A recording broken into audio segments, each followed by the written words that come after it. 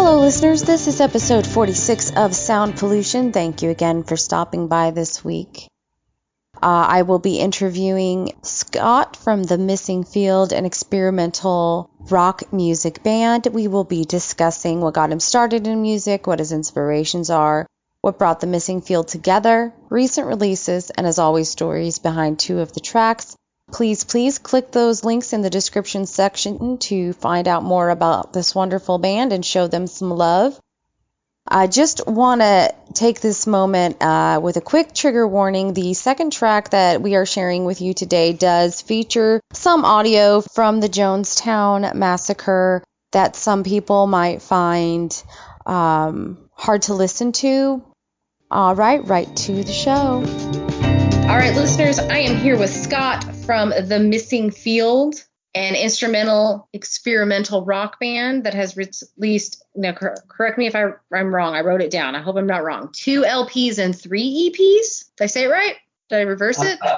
No. Okay, so why don't you tell my listeners a little bit about yourself? I started playing guitar when I was 24 because I underwent a radical change in my life, and it was something that I had always wanted to try. In that I always loved music. I grew up with a lot of music because of my father, who was a huge big band fan. And in high school, my tastes really blossomed. I loved punk rock and the Ramones, the Dead Kennedys, the Circle Jerks, really like heavy guitar-driven music. And, I picked up the instrument and just started teaching myself how to play it, which is why, to this day, despite having played for 25-ish years, I'm not Steve Vai, Right. And, throughout, you pick up an instrument and eventually you get good enough to. Oftentimes these things don't work out because there's so many personalities involved, so many moving parts. And a few years ago, I thought, well, I'm going to produce a CD. I'm going to produce a CD and I'll just call it quits. And I finally produced a physical CD, as opposed to digital releases or something like that. Mm-hmm. And I was going to say, we want to tell the kids what a CD is, but never mind. I was just being an asshole. A compact disc, young people. A CD is a sort of plastic version of a cassette tape. Have you ever heard one of those? And the band that I got together, I wanted to keep moving forward with them and continue to play with them. That's the very, very short version of how all of this came to be. Okay, so what got you specifically into music? Yeah, I think it was the Repo Man soundtrack.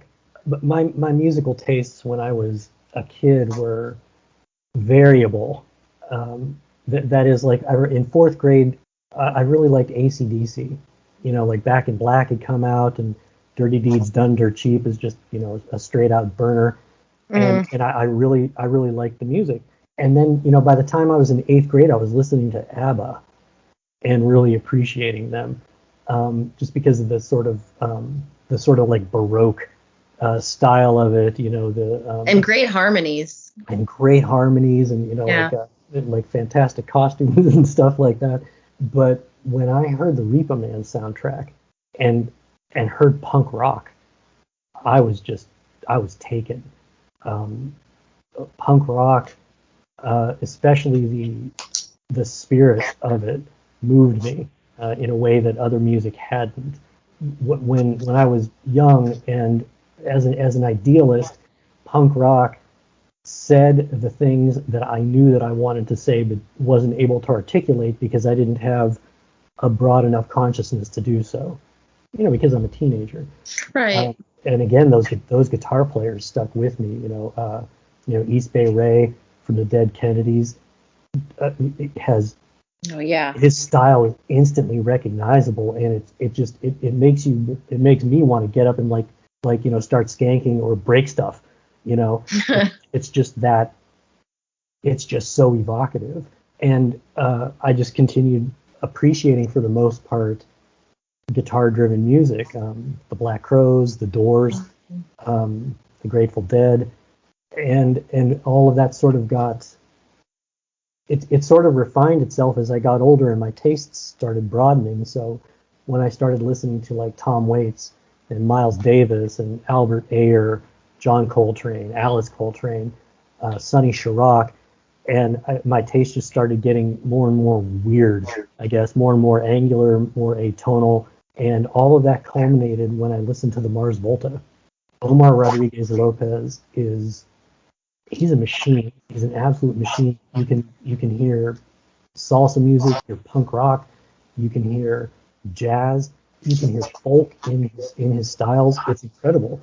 And by the time I heard them, I'd been playing guitar long enough that I said, bearing in mind I still like, Johnny Greenwood and Tom Morello, I want to sound like that. And I just kind of started chasing it. Okay. That answers my next question. What's your major musical inspiration? But we already know the answer to that now. Yeah. So give me more information about the Missing Field. What exactly got that started? Was that just because you wanted to put out that CD, or was there something else? It was the CD and it was something else. Okay. I had a band in 2004, and we were playing all original music again, and we were good. We were very good. One of the best compliments that we had gotten, which was also kind of factually accurate, was that we sounded like Tool meets the Doors. Yes. I know. And I thought that we had the potential to go places. And the band broke up among, treachery and lying and things like that, to the point, I had to ask the people who were in the band to not, I was like, you guys got to go, because things were just not handled very well. And I'll chalk it up to the, exuberance of youth, I suppose. And I was devastated by that. Absolutely devastated. I had invested a lot of hope in what we were doing. And I gave up the guitar for like 7 years behind that. I couldn't play anymore because every time I even approached the instrument, I started sort of internally rolling my eyes and thinking, well, what's the effing point of this, After several years, I got sick and tired of being sick and tired. And I said, screw this, I want to start playing again, Fuck those guys, that's all in the past, it's over. I'm gonna do this. I'm gonna do this for myself. And I started picking up and playing, and I'd forgotten how much I loved it. It was at that time that I wanted to, that was the impetus for producing the CD, was to just finally get to the point that I had thought that band from so many years ago was going to get to. And I thought that would sort of be the end of it for me. I would say, okay, I did what I came here to do, and it wasn't the beginning of it, or it wasn't the end of it for me. It was the beginning of something. That had to be hard to not play for that long. But it would also be hard to lose that kind of a band, when you're going in that direction and you become like family, and then it kind of goes downhill. I couldn't imagine that. It was hard. And I'm able to look back now, see that in many ways, that creative drive in the part of me that want to orchestrate and come up with interesting ideas and then chop them together and make a math rock song or something like that, started to try to come out in other areas of my life. Digital collage, for example. Oh, really? Yeah, I was. You and I have been talking about Neil Gaiman earlier in the Sandman comics, and Dave McKean, the artist, the British artist who had done the covers for all of his magazines, just fascinated the hell out of me. And I tried to catch up to him in that interim period, and then of course I didn't, because he's just in a class by himself. Yeah, he does he's his own thing. Yeah, I still look at work that he did like in his early days, and I can't figure out how he did it. I can't tell what's paper mache, what's photographed, what's completely created out of pixels. It's just mind-boggling. So that that sort of orchestral impulse in me was trying to come out in that way. There was still that creativity going. You were just channeling it differently. Yeah, and in a way that ultimately didn't work. It wasn't fulfilling. I could do it technically, but it didn't have the same kind of immediacy. Music and guitar is something special specifically to you, for you. Now, do you like playing more? Or do you like writing more? Playing. Part of my process is that playing is writing. The band as it exists now, we have, I don't know, say 50 songs or something like that, and they're very tightly orchestrated. But we don't stop playing between them, between the songs that we perform. The goal was to perform these songs but stitch them together with improvisation. If you've ever listened to like the second set of a Grateful Dead show from like 1976 or something like that, that's what they do. Yeah. Yeah, they're changing keys. They'll start a song and then play 3 more songs and then finish that first song 40 minutes later, and I love that kind of thing. I wanted to do that with this band to get us to that point. And we've gotten to that point such that a lot of the improvisational stuff will spin itself out and eventually solidify, and it will turn into a new song. So we'll say, hey, remember that bass line that you were holding down, or that drum fill that you did, or this thing over here on the guitar. Let's look at that, and that will become sort of like the germ of a new composition. So playing is writing for me. So let's get into some of that writing. Let's talk about teratology. Tell me about that. That album, Comorbid Benzodiazepines, it was something of a departure for us in that I didn't bring the music to the band first. My drummer, Michael Milk, had an idea for a song that he brought to me and said, could we do this? Can you come up with something for it? And I eventually kicked the project back to him, and I said, hey, it sounds as if you know where this wants to go, so you provide the foundation. And Mike Kemp, my Chapman stick player, and I will work around you. So he came up with this very, very tightly wound analog and electronic music mixed down. It was just one really, really, really long bar of music. And Mike Kemp and I started to sort of wrap our own music around it. And that turned into the EP Comorbid Benzodiazepines. Teratology was it was the final track of the EP. And as we were sort of mixing it down, Mike Milk and I simultaneously had the idea, like, we need a saxophone player on this. Do we know any saxophone players? And I said, you know what? I know a guy on Instagram who is putting out an album with the horn player from the Mars Volta, Adrian Carranza Gonzalez. I'll ask him if we're in lockdown. I'll see if the guy's at home, And so right. I contacted Omar Ghaznavi.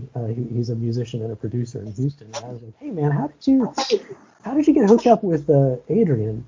And he's like, I'll just DM him, dude. And so I sent him oh my God. You're like, it's that easy? Yeah, it was that easy. And that's exactly what they said too. The rest of them, they're like, dude, that was really it. And I'm like, yeah, you just had to ask the question. Apparently the problem is just asking it to the right person. So he responded. He's like, yeah, man, just let me know what you need me for. Here are the studio rates, and I will produce such and such for you. And okay, great. And so we finished what we were doing, and we sent him Teratology. And first of all, he's one of the nicest guys I've ever worked with. He was so gracious about everything and sharing his music with us. For example, he didn't underpromise what he was giving us, but he over-delivered. Like, he gave us so much music to work with, and we were allowed to use it any way we saw fit, which is just unheard of almost.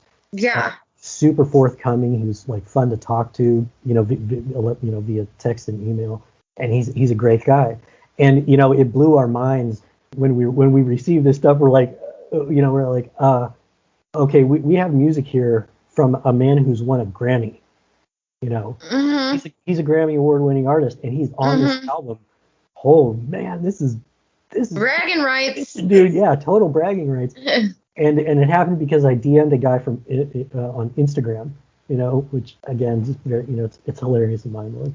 So Teratology is the final track of the EP and the sort of summation of the journey that the unspoken protagonist goes through. Okay.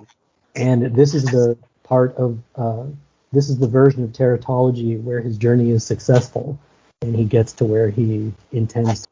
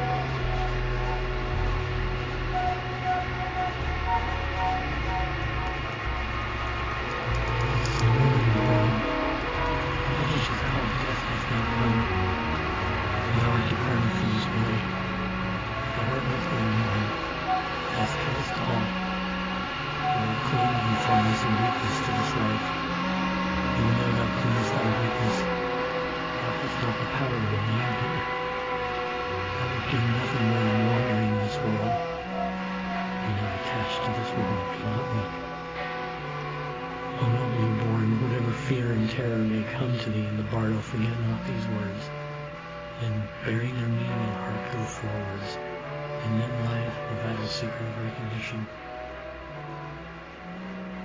certain experiencing of reality is dawning upon me here. With every thought of fear, or terror, or awe for all apparition or appearance is set aside, may I recognize wherever visions appear as the reflections of my own consciousness. May I know them to be of the nature of apparitions in the bardo. When at this all-important moment of opportunity of achieving a great end, may I not fear the bands of peaceful and wrathful demons.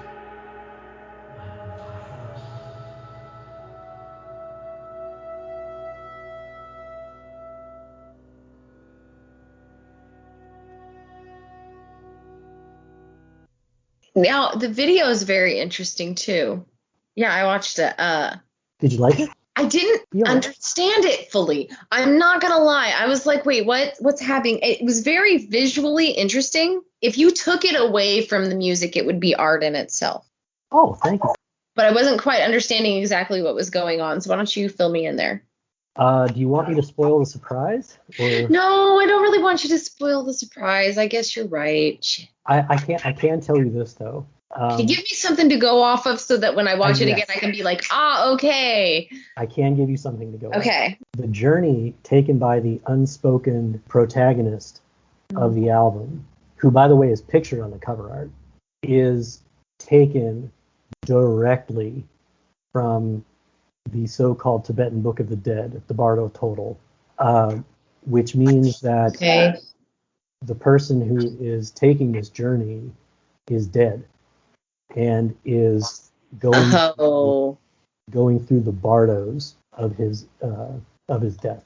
Okay, now I'm gonna watch it again. Okay, I'm already in my head seeing something like, okay, so now that I got it. Okay, so the whole album is one story. Yes, it is. Okay. It's not an album that you can listen to on random repeat. What is it about experimental music specifically that caught your attention? Why write experimental rock? Because we all of us like creating music that we would like to listen to ourselves. Okay. I love albums that I can put on and listen to through headphones and close my eyes and get taken somewhere. And that doesn't necessarily have to be experimental rock in my experience.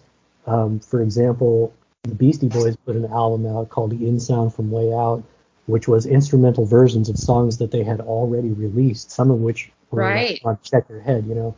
Right. But they are such fantastic musicians. Listening to these tracks, oh God, they're just so talented. You know, Adam Yauch was a fantastic bass player, and I can listen to that album just all day through headphones, and it takes me somewhere, you know. Right. I can feel when I am listening to the album that I'm in a meditative state at some points, and when I finish the album, I feel as if something has happened, things have shifted, and I'm energized by that. The music that we create is a function of the fact that we all, on some level and in certain varying ways, experience music in the same way, or like to experience music in the same way. So that's what experimental music does for you when you write and play it? Not exactly. Okay. Well, what you would ask, why experimental rock? Right. It's just the way that the music comes out of us.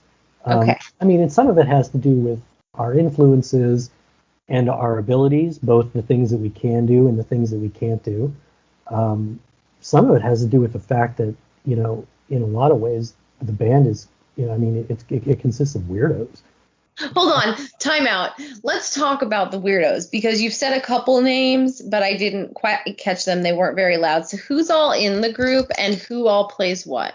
Okay, my drummer is named Michael Milk, and the member of the band who handles both bass and synth is Mike Kemp, and he's able to do that because he plays the Chapman stick. Are you familiar with these? No. It's a touch guitar. It is, picture if you will, a 2x4. Okay. Whose back has been rounded so that a person can hold it. And then that 2x4 is strapped to their body vertically like a bagpipe.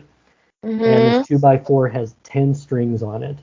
5 on what would be called a bass side and 5 on what would be called a treble side.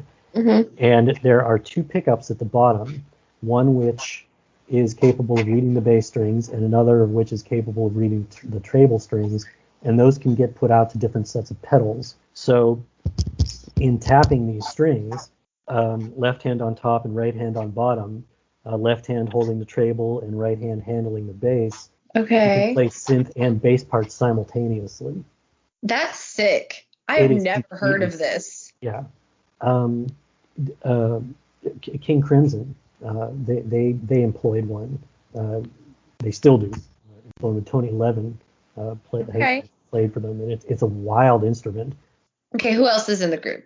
That's Mike Kemp, and he's also a visual artist. He paints and he draws. He's very talented at both of those things. And then Michael Milk, again the drummer. He's fascinated by ideas. He's very open-minded, and he invented a utility kilt for himself. He's one of these very, very organic DIY guys. So he got tired of carrying things around like in a bag or like in a backpack, So he took this blanket, and over several weeks of refining how to wear it, he basically invented half a kimono for himself, where he wears this thing on the lower half of his body, and he can put like his hydro flask in it, and his keys and his drumsticks and things like that. So he'll be walking down the street basically wearing a dress, a very functional dress, but a dress nevertheless, and on no level does he care. It's not like he doesn't care. He doesn't even there's at no point does it enter into his mind that people might be looking at him and thinking that he's weird. He's that weird. Okay. You know what I'm saying? So you've got a Mike and a Michael. Mm-hmm. Okay. And you. And me. And you. Yeah. Two Mikes and Scott. Two Mikes and Scott, yeah. Which is why I refer to them by their last names, because got it. Oddly enough, at one point Michael Milk was playing bass, and we needed a drummer. Which was why he eventually shifted over to drums. But one of the drummers that we tried on for a while was also named Michael. Okay. Because we live in, the Roman Catholic capital of Pennsylvania, apparently. And so his name was Michael Graham. And we were joking that we were going to have to change the name of the band to Three Mikes and a Scott. Yeah. Yeah, you were there. If that would have happened. We were there. No, I couldn't do that. Like I have this very oftentimes brittle sense of dignity. I could not allow myself to be in a band called Three Mikes and a Scott. You have to. No, I couldn't. I could if it were a different band, like if we were doing like Eve 6 covers or something. Yeah, right, like if it was just for fun. Yes, yeah, but I couldn't do that professionally. All right, let's talk about that second song you sent me, Zoonotic Scratching. Zoonotic Scratching, yeah. This album is called Bury Them and Keep Quiet. Was written spontaneously last year at the height of pandemia. This was in the middle of not only the daily apprehension that we were all living with, but the near obscene political discourse that was taking place about science and masks and the Black Lives Matter movement on top of it. Yeah. Compounded and made worse by the former president, who, when he wasn't being a buffoon, seemed to be interested in actively killing people.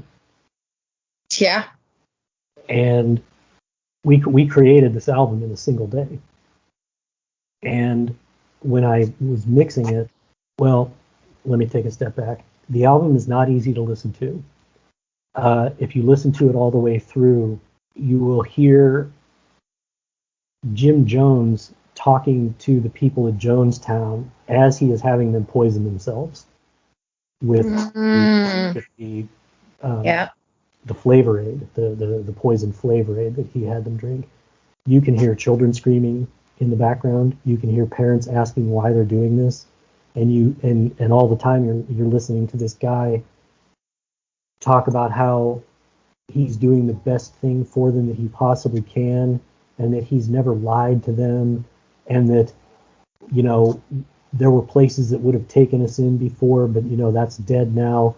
This is the only option we have left to us. We're committing revolutionary suicide. We're the only people who know what's going on. And the parallels between what he did in Jonestown, what he said in Jonestown, and what the former president did and said last year they're beyond frank. So I overlaid and edited Jim Jones talking over this entire album and in Zoonotic Scratching, in order to directly draw a parallel between a cult consisting of people who were willing to destroy themselves because a crazed, megalomaniacal, probably clinically insane leader told them to do so. Wow, I hadn't made that connection, but that's scary. And like I said, it's dark. not the album to listen to. It's not easy for me to listen to it. Zoonotic Scratching is sort of the crescendo of the album. Zoonosis is an infectious disease that is caused when a pathogen jumps from an animal to a human, which of course is part of the discourse around what was happening last year. We were just pissed. We were angry. Most of us were angry. We were angry or scared. We were pissed. So you turned those feelings into art. Yeah. There are parts in Zoonotic Scratching. When I listened to it, I don't even remember playing. I don't even know how I did it. But it manifested itself properly. Without too much ego, I think I can say it's the most powerful album that we've produced so far, in my estimation, anyway. Quickly. Sisters, good night.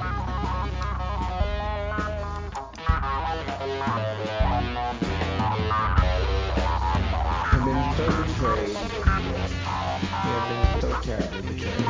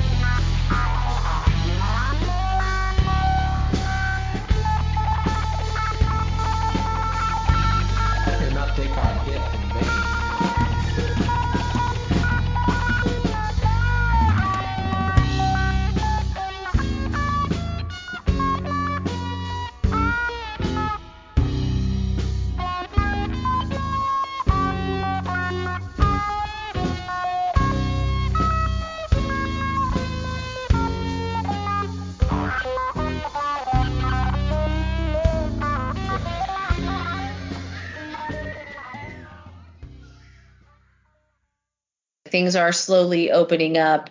Are you guys looking forward to perhaps playing live anywhere? Oh my God, yes. Do you have Oh anything yes. set up yet? Almost, not quite. Awesome. Okay. We're PACA, the Performing Artists Collective Alliance here in town, since last year has been running a live stream concert series every Sunday at 8 o'clock at PACA1505.org. You can recommend that your listeners go. You said PACA1505.org? Yes, .org. I'll make sure there's a link in the description for that as well. They would love the support. We're playing for them for the second time, actually, on August 15th. That's all that we have lined up right now. It would not for lack of trying, believe you me. It seems that because things are opening up, however, slowly and circumspectly, that booking agents rather and promoters are sort of taking care of the big guys first and getting them out there in order to generate enough money and energy into opening things back up widely enough so that little guys like us can. So the independent artists can play too. Yes, exactly. So glad it's almost over. We're getting there. Very much so. Yeah. I actually I sat in a coffee shop last week for the first time in however many months, and it was really pleasant. It was so nice. You know what was crazy? Part of the reason we got the sunburns that I told you about before we started recording, when my dad is fully vaccinated, so when he came to visit, he was like, what do you guys want to do? Well, me and my daughter used to love to go to the zoo. I love the zoo because it's fake nature and I can kind of feel my blood pressure just kind of drop. And she just likes kids, animals, Mm-hmm. And well, he was fully vaccinated. We were partially vaccinated, and we were outside, and people were social distancing, which I found very surprising, as crowded as it was.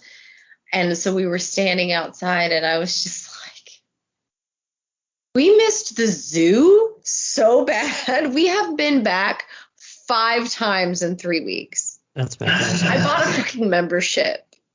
Nice. I had no idea how much I missed these weird things, like coffee shops and zoos and a movie. I'm still afraid to do that. I am too. Yeah.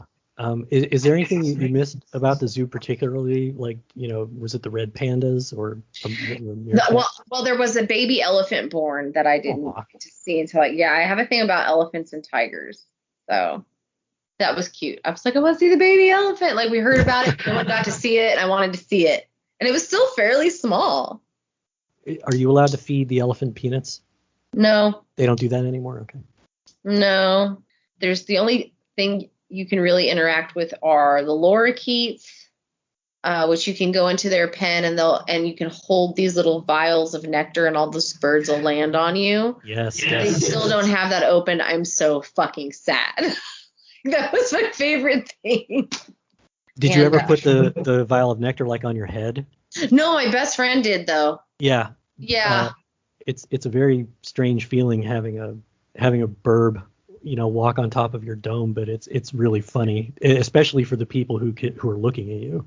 Yeah, I miss that, and I like to be outside. So it's like in the city, it's this nice way to get out and feel like you're not in the city for a second.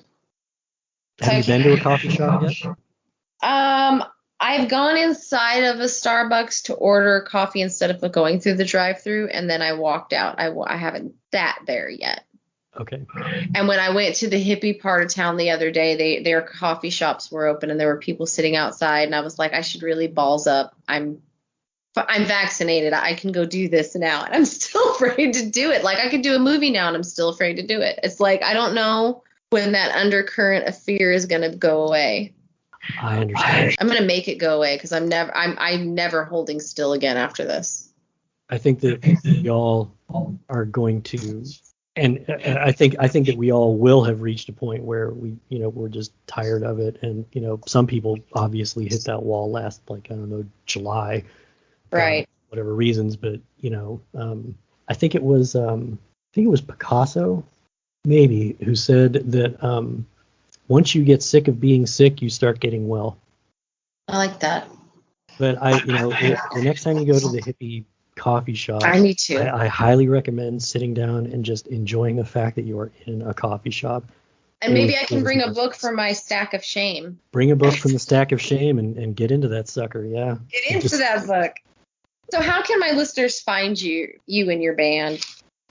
We do have a website, it's missingfield.com. From there they can find our social media, which is limited to Instagram and Twitter. We don't do Facebook. They can also find us on Spotify, Bandcamp, okay, that was iTunes.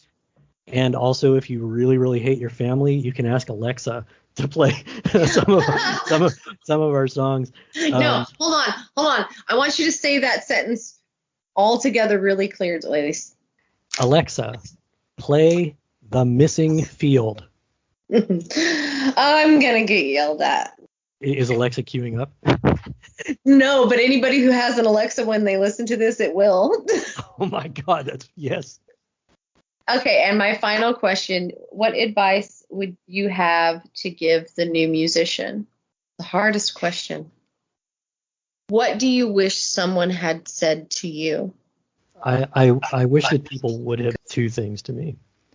One would be keep moving forward, and the other would be what Rilke wrote in his letters to his the young poet with whom he corresponded, which is, nobody can give you the answer that you're looking for. The only place that you will ever find that is inside yourself. That's good. Do you feel like you spent a lot of your early years as a musician focused on what other people thought? I think that I focused on moving forward for the wrong reasons. Okay. To be completely fair to myself, my younger self, I was doing the best that I could with the information that I had available. Right.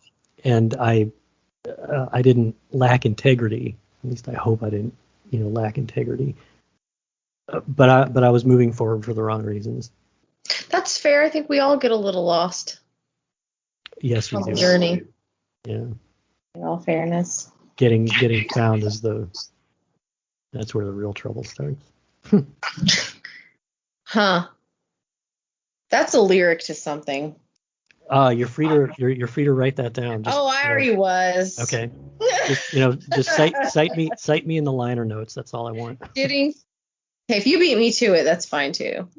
Oh no! Remember, we're instrumental. That's right. You don't use your saha. Yeah. All right, Scott. Thank you so much for joining Sound Pollution today. I appreciate you. Renelle, thank you very much for having had me on. It was an honor to be on the podcast, and it was a pleasure talking to you. Thank you so much for listening to this week's episode. Please don't forget to like, follow, and subscribe, and share. Does not just help me, it helps the musicians that are on the show. There will be some updates regarding sound pollution coming up in this week's live, so make sure that you follow Sound Pollution on social media so that you can see what is going on. I hope you enjoyed the episode. Again, thank you, Scott, for being on the show. And you all be love and make some noise.